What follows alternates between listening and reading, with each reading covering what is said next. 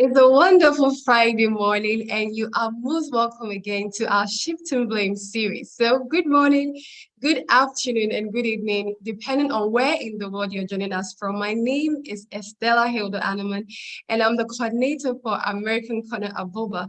I'll be your moderator for this session. So, American Spaces provide access to current and reliable information about the United States through book collections, internet access, events, and activities for everyone. So today we are discussing a very, very crucial topic, which is legislative and service gaps in addressing gender-based violence against women and girls with disabilities. And facilitating this session is Madam Susan Aite. She is the acting executive director for the International Federation of Women Lawyers Ghana, that's FIDA Ghana. So a little bit about our facilitator. She is a gender inclusion specialist committed to a legal rights-based approach that puts the rights of women, young girls, as well as women and girls with disabilities at the heart of all her programs. Susan started working as a journalist with Joy FM and rose to the position of news editor before exiting to work with the International Federation of Women Lawyers, FIDA Ghana. So a career in human rights developed almost by default after highlighting the serial murders of women in 2000 with a combination of feminist model approaches, facilitation skills, evidence-based research, and new media tools. Susan has developed projects to improve access to justice and has a keen interest in building the society assets of young women and girls to protect their bodily integrity. So currently, she is the acting executive director of FIDA Ghana. Susan is a 2010 advocate of the Human Rights Advocates Program of the Columbia University, and with two other students, design online digital tools for professional development and mentorship for young girls. She also holds a Master of Studies degree from Oxford University, UK. So during the session, please type all your comments or questions in the comment box below, and they'll be well addressed. So thank you for staying with us. And now I'll hand it over to Susan Aite.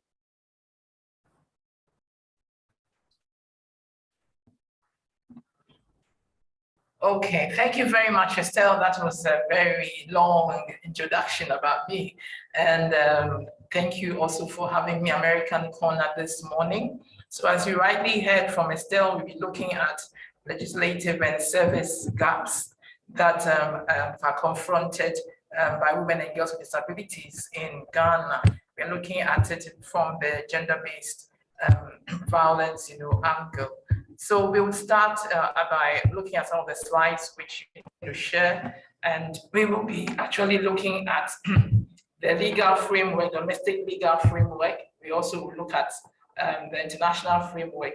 We also will look at some of the requirements that they actually need, and then we will then look at some of the gaps, the barriers, and of course we'd also look at how best to address some of these gaps. So basically, this is quite limited to access to justice, a legislative framework. So I start with the 1992 Constitution of Ghana, and if you look at the Article 29 of the Constitution, it addresses general protections for disabled persons, and it talks about the fact that it's important that they are protected from all exploitation and all regulations and all treatment of a discriminatory, abusive, or degrading nature.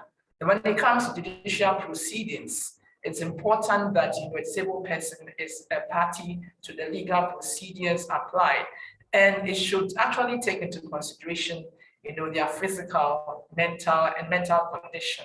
Right. So we're also looking at our Disability Act, and this was passed on the 9th of August 2006. And the Disability Act also guarantees the rights of all persons with disability to the right to family life and social services, differential treatment in respect of residence, that living conditions must be specialized establishments, exploitation of, again, comes up here, discrimination against the person with disability. And of course, one key thing is they must also be party to judicial proceedings.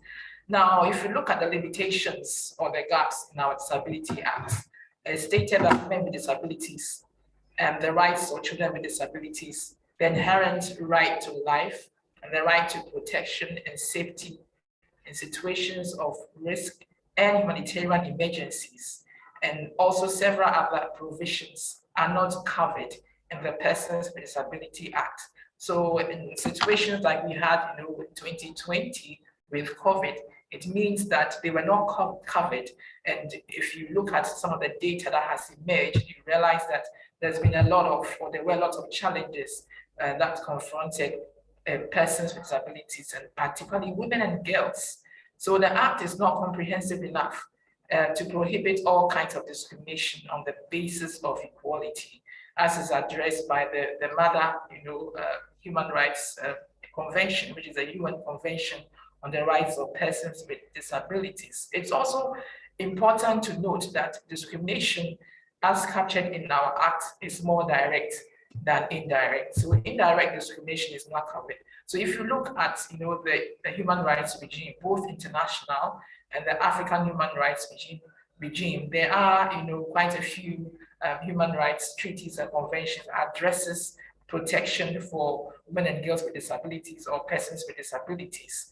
And the first one is the UN Convention on Persons with Disabilities that came into force in December 13, 2006.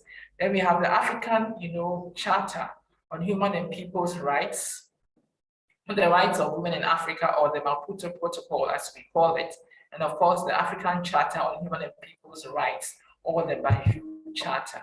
So we're highlighting this just to show that there is, protection that has been guaranteed in the international human rights framework. So the Maputo Protocol addresses, special protection for women and girls with disabilities to be free from violence, sexual abuse, and discrimination. Then, of course, the UN Convention also has an Article 13 that addresses access to justice, and among other things. It requires that we ensure that they have effective access to justice and on equal basis with all others. And then they must also have age-appropriate accommodations in order to facilitate their effective role as direct and indirect participants, including as witnesses in all legal proceedings. And then more importantly, to also ensure that staff that are working with law enforcement agencies are provided with appropriate training so that they are able to provide proper services for persons with disabilities or women and girls with disabilities. Now, if you look at the African regime, we've come up with a protocol to the African Charter, and this one we call it a Disability Protocol. So this is the newest human rights treaty in the African system, and it was developed in line with the UN Convention on the Rights of Persons with Disabilities. It prohibits discrimination against persons with disabilities on all grounds and recognizes their full legal capacity. But the most significant thing is that it addresses all the intersections. So it addresses the rights of women, children, youth, and then older persons with disabilities. And it provides that women with disabilities should be ensured full participation in society, and then, of course, very key, protected from sexual and gender-based violence, and also guaranteed sexual and reproductive rights. It also requires integration of gender perspective, which is very important, into all policies, legislation, and programs.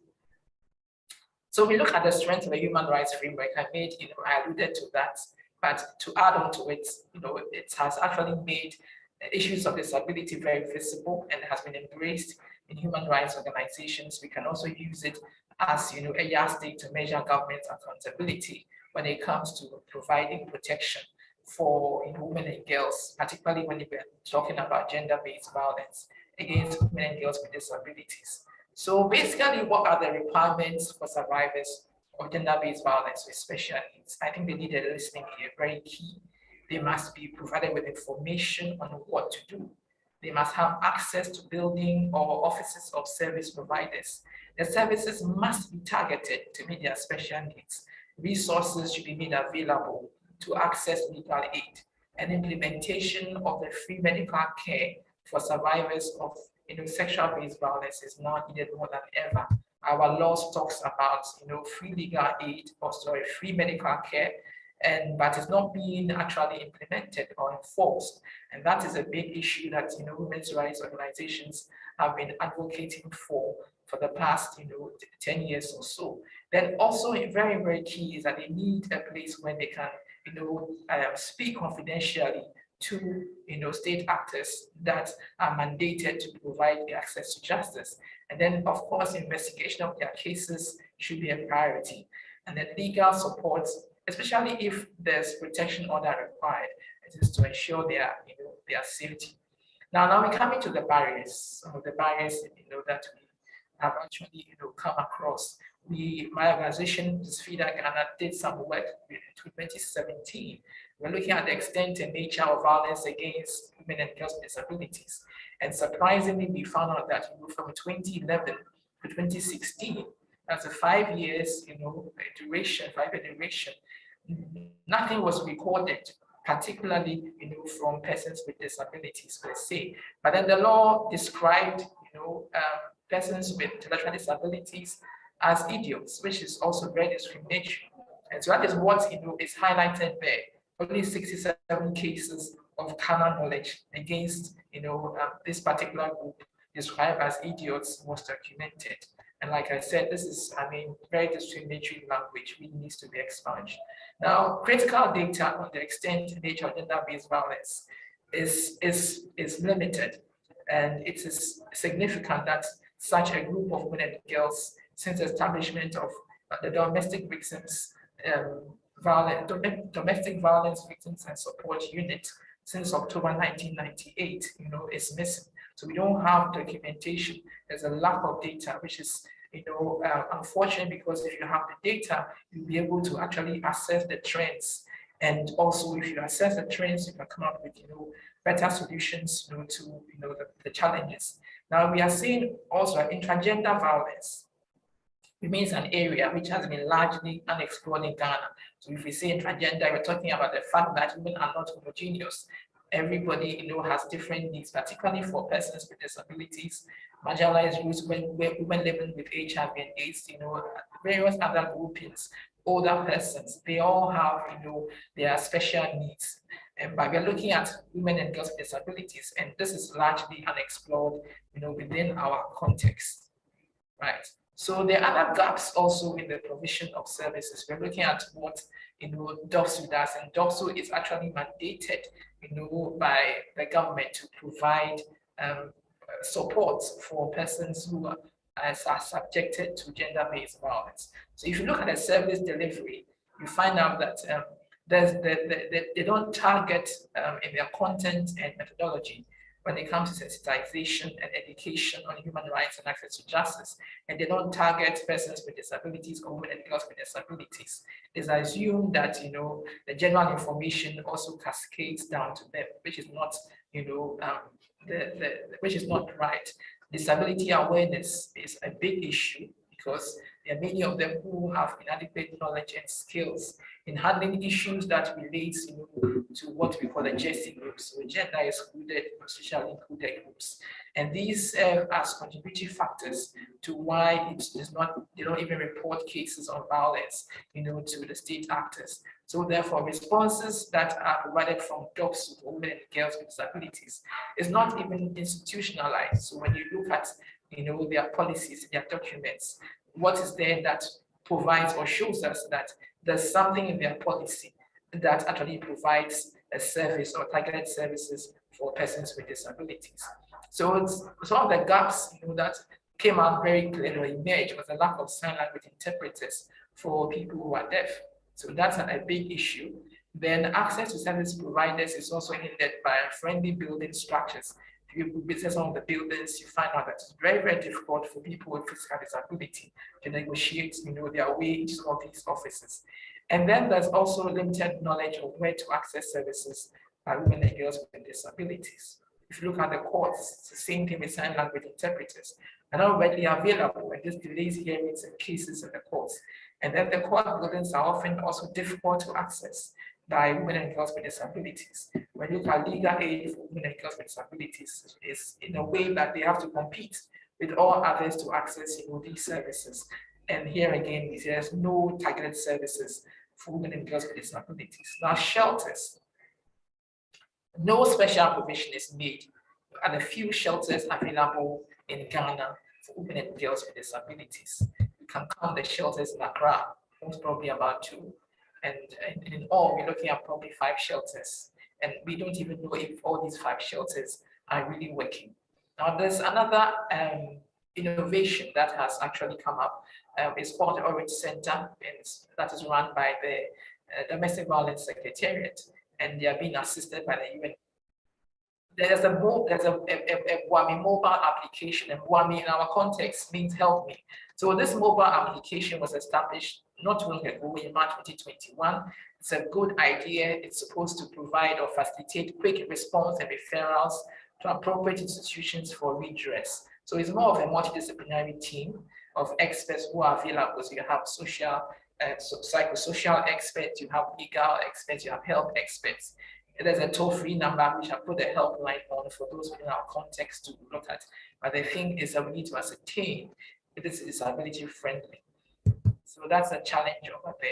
Because when you come to the Commission on Human Rights and Administrative Justice, they have an online system which actually, appears to be more effective in Greater Accra, but they don't take into consideration the different needs of the diverse needs of persons with disabilities. For example, you need to ask about the type of disability, and that is often missing in that data. So if it's not there, how do you address that person's need? There's the same thing with the sign language interpreters as well. With even Shraj, it's not also readily available, and resources must also be made available that targets women and girls with disabilities, to access the justice system. Okay, so the courts, I think we dealt with the courts. The legal aid services also must be targeted to address special needs of women and girls with disabilities. And the courts also need to have sign language, interpreters readily available. Their buildings must be, disability friendly. Now, the key thing is health. Now, we need to have, free medical care for survivors of especially sexual, violence and those who have special needs. We need to make sure that they have access to free medical care. And this is even needed now more than ever.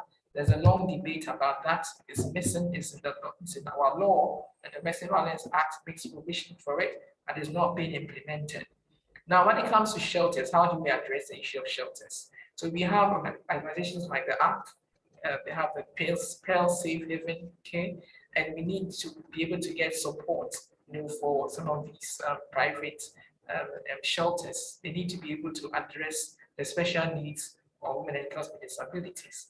And then disability awareness training is critical for staff of all, those who provide legal support for persons with disabilities, and in this case, for women and girls. Then we also want to look at how can we leverage technology to enhance real-time reporting and resolution. Now we have seen this being done, by the UNFPA and the Domestic Violence Secretariat, but we need to make sure that it is upscale. When we work with persons with disabilities, we ensure that we had just a basic SMS, text platform where they could actually text, us, their legal challenges. We then, transitioned to use the WhatsApp because it was easy to use voice notes on WhatsApp if you couldn't text. So these are some of the things that are basic that, can help them to access, information in real time to be able to ensure that, they're able to know what to do in real time. And there's this basic technology that can be done, which, they can easily have access to really help them to address their legal, challenges. Thank you so much for listening in, and end my presentation here. I just want to invite comments, suggestions, and of course questions also from my online audience. Thank you very much. I don't know if Estelle has anything, to say for now. Hi, thank you so much, Madam Susan, for that insightful presentation. So yeah, we have some questions coming in.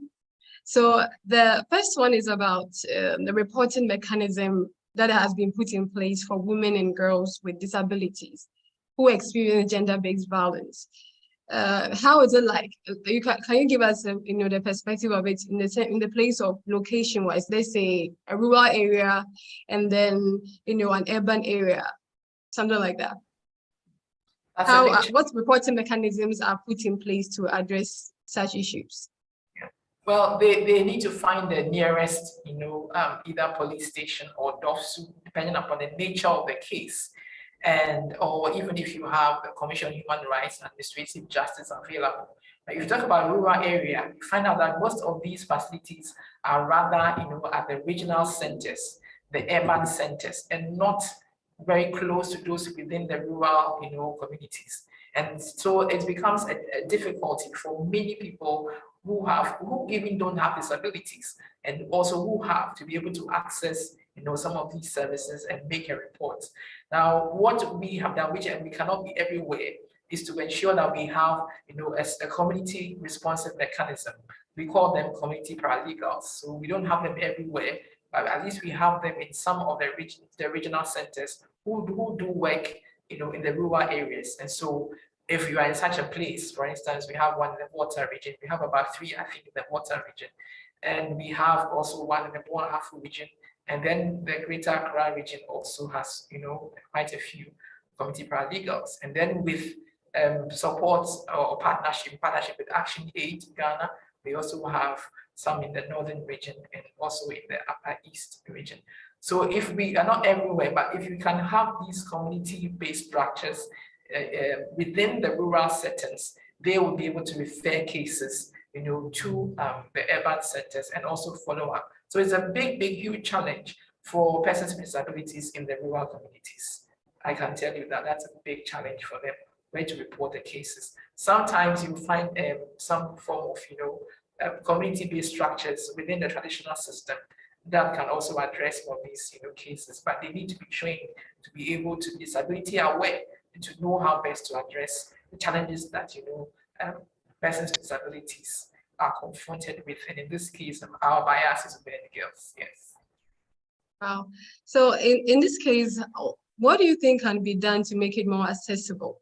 Like, what are some of the things we can put in place as, government agencies, NSOs and all that? What can we all do to make sure that these particular services are accessible to people who are, who are disabled, who are being affected by gender-based violence one way or the other? Okay. So I believe that the Ghana Federation of Disabled Persons is also within the regional centers. And one of the things that we can do is if community-based organizations can work with them, those who work within that space can work with them and be able to reach out to women and girls with disabilities. And then also it's important that our traditional structures are also trained and made disability aware, because 2/3 of the Ghanaian population would actually prefer to actually take their case to a traditional authority, and that's simply because they find it difficult to access the state actors who have been mandated to provide support when it comes to access to justice. So that's another structure that can be used. But like I say, if you have to use those structures, we must make sure that a disability aware, because they've been socialized also to think in a certain way, which could be discriminatory towards persons with disabilities. And I believe the government can easily do that, working with some of these community structures to ensure that they have access to justice.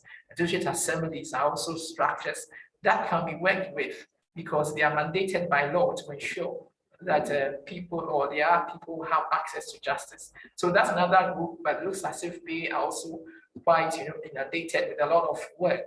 But they have committees also, so we can also work with them and see how best. But usually you would have to have possibly a community-based organization prompting them or probably partnering with them to actually provide that kind of service. I mean, in the sense that they may even provide, if they have available rooms, and not all assemblies have available spaces, but there are some that have some available spaces that they can provide, for the community structures to receive cases, of persons with disabilities. But let's note that, these spaces must be disability friendly, or else they will not be able to access them.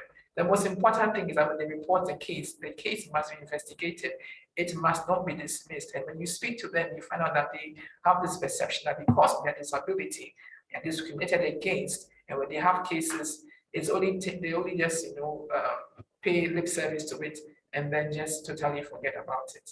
So that's a huge challenge for women and girls with disabilities, women especially and girls, because sometimes they don't have enough resources to be able to access any funding. And if they have to transport themselves, that also becomes a challenge when they come to transportation of persons with disabilities within our context. Yes. Okay, thanks for that response. So in your field of experience, can you tell us any success stories of women or girls who are disabled, who are actively playing roles in decision-making processes relating to addressing gender-based violence? Yes, and one key person is a lady called Ellie. Ellie lives in the Volta region. And as I thought about training, she became a paralegal, because what we do is also to train persons with disabilities as community paralegals, because we have found out that the other people who have disabilities feel more at home or feel more comfortable reaching out to people who have similar experiences, just like they do. So Ellie has been able to make herself very visible, in the Volta region. She actually appears on 3 radio programs and television shows, and now she has her own radio show, and she addresses cases that comes from places we call overseas, and provides support for them. She refers them, she follows up on the cases. And we were so happy to see that last year she was actually provided an award from the gender ministry for the work that she was doing. So in recognition of the work that Ellie has done, she has been recognized by the Ministry of Gender and was given an award, and it was highlighted. And so we are pleased with that. And the other people also who are playing important roles. We find that some of them find themselves even standing for district assembly elections and winning, and they're able to use the kind of training we give it to them to actually make some changes in some of the policies and the practices. So it's been an uphill task, but I'm very, very glad that she's been able to put herself out there and become visible. Another important and significant, I think, success story is the fact that we have been able to raise consciousness of the fact that disability awareness is very important, and people need to be trained to be able to handle it. And we have other community groups that we work with, and we train them also to be able to handle some of these cases, because they may be in areas where we don't have community paralegals with disabilities, and they have come to understand the situations. And in fact, to be honest, we were quite pleased that I think last year both these two groups worked hand in hand in the Greater Accra in particular to do some community outreach and provide information to communities. So it helped in the sense that they also had a better understanding of the issues that persons with disabilities are confronted with. Well, yeah, that's really great to hear. I mean, this is something that we can really delve into in terms of highlighting such success stories out there, so that other people who are, found in such situations can find their voice as well. So, still talking about the place of trust. Aside we having people who are maybe disabled and they are taking up their place in their decision-making processes, what other ways are being done to help these same people, to have trust in the system in the first place? Even when they are not disabled, they still have trust issues. Now, when they are disabled, what other things are being done to help them to build their trust in the system? Okay, so I think what we did, when we trained them, was to make sure that we had amongst them also people working within the law enforcement agencies. So as a result of that, they could easily reach out, to them via the WhatsApp. So if they had a case, they put it up on the WhatsApp platform, and then the law enforcement, staff looks at it, reads it, and then responds. So there's somebody that they are able to interact with, and because of that interaction, a certain kind of trust is built between them and the state actors. So one thing that also helped is that they didn't have to actually be going backwards and forwards to, the offices, especially if they had mobility issues. So they would be provided with the information in real time. And then when it's needed for them to move out into the offices, then they would actually, do that. So that is how we addressed it, by showing that at least we had some representatives of the state actors involved with the training. And because of that, they also became disability aware. And then they are now able to actually meet the needs of them. We worked, also at the national level, trying to lobby the UNFPA to get the cases of persons with disabilities, especially women and girls, actually documented, because they were working with, at that time, with DOS to improve upon their archiving system. So the feedback report, which has been great, is that they've actually expanded the list of offenses, and now they're able to also, document cases that are reported by women and girls with disabilities. Wow. So yeah, we have an interesting question from our participants. This is from Talika Combs, and he's asking that, are there open source data sets available for developers interested in creating online platforms where individuals can submit reports or cases related to various issues? This is quite a challenge within our system, but I think that it shouldn't be a challenge, basically, and we should be able to manage that effectively. Most people in our system, especially within the NGO system, will actually prefer to share information, out there. It's just that it's a bit difficult trying to gather information from state actors. There's a lot of bureaucracy, and sometimes you need to even send in letters to be able to ask for permission, to be able to access, some form of information. So within, the NGO space, it's quite easy, but within, the government space, it's not a very easy thing. Despite the fact that we have a law that mandates state actors to provide information to, people looking for it, but by way of the information, our Information Act. So that's a big challenge, because most of our state actors prefer to keep the information a little bit territorial about sharing information, but with the NGO sector that's not the case. So it's quite easy from the NGO sector to get this kind of information. So I believe that we can also create a system whereby we can have all this information in one place and can access it. There is a depth of information regarding gender-based violence of persons with disabilities, and it's a global phenomenon. And so any attempt actually to look for such information, it's very, very helpful, because then it helps to understand what is really happening within this particular community, so we can really address it well, and also advocate that state actors are more responsive, because like I said earlier on, the international laws which our government has signed on to, and they really need to make sure that they actually walk the talk. Yeah. Wow, we gotta walk the talk. So with all that you're saying, what do you think can be done to strengthen partnerships between government, civil society, and the disability rights organizations? What can be done to strengthen these partnerships to be able to address these gaps respectively? Well, I believe that for the disability rights movement, we need to do a lot of work, with state actors by way of sharing information. Okay, so I add myself to it, because I believe that my organization has been working in that area when it comes to access to justice, because we woke up one day and realized that, listen, we are not even receiving cases, from this particular group of people. Why is that so?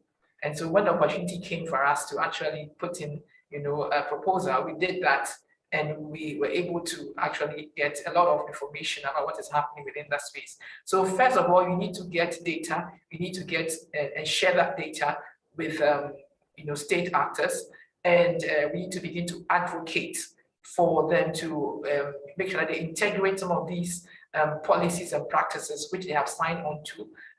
There are lots of documentations that have been produced And we need to ensure that, these documentations are sent to them, they are able to read them, hold them to account, make sure that they integrate some of these, suggestions and proposals into their own policies and practice. And we need to also go back and check on their monitor and make sure that they are actually practicing what, we have actually put out there. So it's important that, there's a lot of information sharing, there's a lot of collaboration, there's a lot of monitoring and making sure that state actors are actually, implementing the obligations that the state needs to do.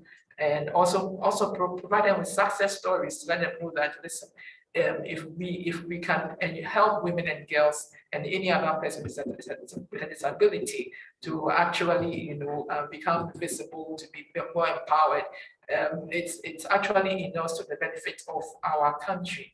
Because if you have a disability, it doesn't mean that you're not able to also contribute your talents or your creativity to actually build our economy. Wow. So, yeah, thank you. So I want to ask, what's the role of research here? I mean, in terms of people who are researchers and they want to really, has research really done a lot to help address these gaps? I mean, when we do research about, you mentioned that FIDA had done some research and you brought out the findings.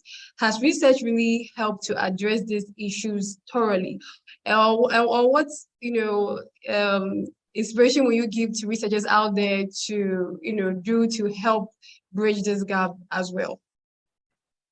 We need a lot and lots of research. When I was actually putting this together, I was even asking myself within the court system in our, our nation, how many cases have been taken to them from persons with disabilities and from women and girls that have been successful. What has been the success rate?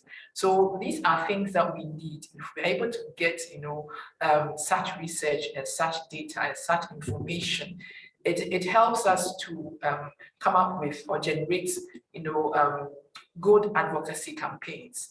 It also helps us to be able to persuade and convince policymakers that it's really important that some of this information is integrated into their services. I talked about targeted services. We need to target them. If we cannot target them, then it means we are telling them that they're invisible. So our targeting must be done with the information that we have. If we know the gaps, if we understand where we have actually fallen short, then we can strengthen our responses and be able to improve the livelihoods of our women and girls and our men also and boys who also have disabilities. Yes. Okay. So I just throw the invitation out there. If there are researchers out there, we really need them, and we just don't need that research to be on academic shelves. We need that research to be disseminated widely, and we need that research to be able to influence policy decisions, and even to also help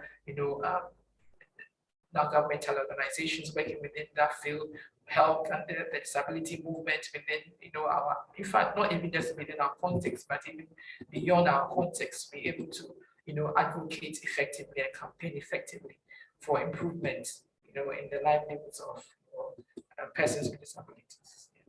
Wow, that's really a great call to action for researchers. What about the media? Can you touch on the role of the media in terms of creating awareness? What has been done so far in terms of the media doing so much in that space to create this awareness, and what can be done to make it better? Right. So I think the media, in a way, may have also, come up with some stories. But when we went with them, we realized that we needed to also make them aware of the kind of language to use when they're even reporting on issues of disability. So we had to take them through a whole training of the right language to use when it comes to disability rights and disability issues. And we also encourage them to really highlight some of the challenges that they are confronted with, because the visuals also help a lot, and even the audio also helps a lot to actually provide an expansive view of what is happening within that particular space. So we definitely need the media. We cannot do without the media. There are certain issues that will happen, even on our blind side. And they are the ones, who are able to actually project it and make it more visible, put it in the public space. And when they do that, you actually see that some of our policy makers, take actions to redress or address the situations. Yes.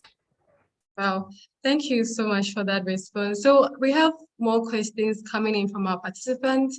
Yeah, so please, all those who have joined in, just include your questions in the comment chat and then they'll be well addressed. So we have another question from Talika. He's asking that, how can volunteers and researchers effectively access data pertaining to disability cases among women and girls at the government level, considering the challenges often associated with such access? That's a tough question, but well, I think that we have the social welfare department that actually deals with that. They've actually introduced what they call a management information system with the support of UNICEF. And so I think that I would throw an invitation, I don't know whether it's a her or he, to try and see if he or she can access the portal of the social welfare department, because they have, this portal in place, and they were piloting it for, I think, 16, the regions, not 16, sorry, just about a few regions. But I think that it would be good if, this person can try and see if he can access the portal of the social welfare department and see if the person can access that information. If not, then they will have to go to the Ghana Federation of, disabled persons. They also would have information and which they can, I believe they would readily share any information that they have. So these are the two key institutions that I think, can be of help. I mean, our research study was just, it's just someone, and I can share it with the person really wants it. So it could also be a stepping stone for the person to look at other issues when it comes to addressing, the challenges that confronts women and girls or men and boys in the disability, space. Yes. Thank you for those golden nuggets, and I'm sure that Talika would take it from there, and then we can have some good research out there and good data visualization of such issues that are happening behind the scenes that most people are not aware of with regards to women and girls who are disabled, who are going through gender-based violence issues. So can you also address, can you walk us through specific vulnerabilities that faced by women and girls with disabilities in relation to gender-based violence, and how it differs from those who are not having any disability? Right. So just to add on to what Tarika asked, you can also access information from the University of Ghana. I believe it's the Department of Social Work. They have a lady, a professor there, Professor Nami, I believe, who's done some extensive work also on persons with disabilities. Now, coming to your question, you asked me to walk you through some of the challenges that persons with women and girls with disabilities are confronted with. Now, for those with intellectual disabilities, they face a lot, of sexual violence. And we have heard of cases, and we have come across cases where, there are some young ladies who, anytime they are sent out, they are actually got raped, by, some of the guys within the community, because they know that this person cannot identify them. And so they take advantage of that. And this makes parents, afraid to let their children go out. So especially the girl children go out, because there's a fear that they could be gang raped, and then they would be impregnated, and the burden of taking care of an extra amount lies upon them. So and if they don't have enough resources, it becomes a big challenge for them. So that's the intellectual disabilities. For those who are also deaf, when they have issues with gender-based violence, when they have to go and report cases, they are often told that they need to go and bring a sign language interpreter, and that becomes a difficulty. Now, interestingly enough, within that space, we found out that because they know that it's difficult to get sign language interpreters, there's also a lot of impunity within the space, of persons who are deaf. And so they would actually, go ahead and, commit the crime, knowing that it will be difficult to get someone to interpret, for them when they go to the police station. And so they tend to get away with it. For persons who are blind, that's also a big challenge, because how do you identify whoever defiled you or raped you or sexually abused you or even physically assaulted you? So you need to sometimes depend, if it's a physical assault, depend on witnesses around to be able to handle with that. So those are the categories who are very, very vulnerable. The groups are very vulnerable when it comes to gender-based violence or sexual-based violence. And because within our law enforcement system, we are not really adept with forensic science and forensic evidence, it allows criminals to actually go away without being sanctioned. So that's a very, very serious challenge that we are confronted with within our context. And more so if it happens within a rural community. I mean, they will not even report the case, and they will just, sit on the case and suffer in silence. Wow, that's quite disheartening to hear. But what happens to the place of stigmatization? How is that also addressed in that regard? With these vulnerabilities you've mentioned, with all these different disabilities in that space. And when it comes to stigma and discrimination, then you need to adopt the human rights, approach. And so anytime, they are engaging also with, the communities, they have been taken through how to deal with some of their issues based from the human rights perspective. So they present a human rights approach where the fundamentals are there. The fundamentals is, ensuring that there's no discrimination, ensuring that there's no stigma, ensuring their safety, and ensuring that there are laws and regulations that will also provide protection measures or enhance their protection measures. So they look at the pillars of human rights and use that to actually advocate and to ensure that their human rights are also recognized and respected.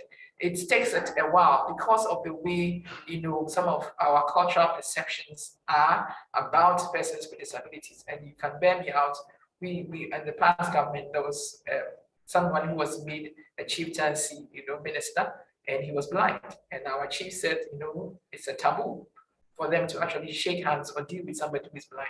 There are issues like that with even albinos. Recently, I just heard that within the health system, there was a CHIP compound or a community health, compound, which was manned by an albino female nurse. And according to the residents, albinos disappear or vanish. So they were not even actually, patronizing that health facility. So they had to actually transfer her from there to encourage them to actually, attend to that health center. So there are lots of, cultural inhibitions, traditional beliefs and practices that makes it more difficult for them also within our system. So it's always best to come from the approach of the human rights space, so that you can use that to open the eyes literally of people, to let them know that even within our culture respects human rights. And so that also must be translated to issues that are confronted by persons with disabilities. Yes. Well, this really, really shows that there's a lot of work to be done. Yes, but touching on the part of you mentioning that some of these victims we have to rely on eyewitnesses or people to bring such perpetrators to book. Are there any other aspects where it was just the victim and or maybe can you share with us any stories that there had been issues like that, but without even eyewitnesses they were able to bring such a person to book who was found doing such a thing like this? Yeah, so within our communities where we have the community structures, because they go on air a lot, and then they organize community outreach programs within the rural communities, they are visible. And so it makes it easier for them to reach out, to them. So there have been cases where they have been reached out to the paralegals or community paralegals, we call them, have been reached out to, then they in turn have referred the cases to, the law enforcement, agencies. And these are people that we have also already trained, and we actually came up with a booklet on disability awareness and how the law enforcement agencies can address issues of disability. And so they have that information, they've been able to actually use it. So it's easier for our groups to approach them and to ensure that they get some form of support from our state actors. And when we had cases where they've come to us to say that, listen, we actually approached this particular law enforcement agent, and we didn't get the kind of cooperation that we wanted to. So we had to go in when we were doing our monitoring visits to step in to really find out why there was that particular gap, and because of our intervention, that some of these cases actually have been handled. So they work with the community structures. The community structures in turn work with the state actors. So if there's an issue where we can't move ahead, we come in. If we're not able to also make headway, then it means we have to go above them. And sometimes write letters, to the IGP and other people that, for instance, the coordinator of, I believe, domestic violence unit of the police service. We also, reach out to her in some of these cases, and she's able to intervene. And that's how we get some of these cases where maybe there are no witnesses, resolved. Yeah. Wow. Wow, that's a lot to take in.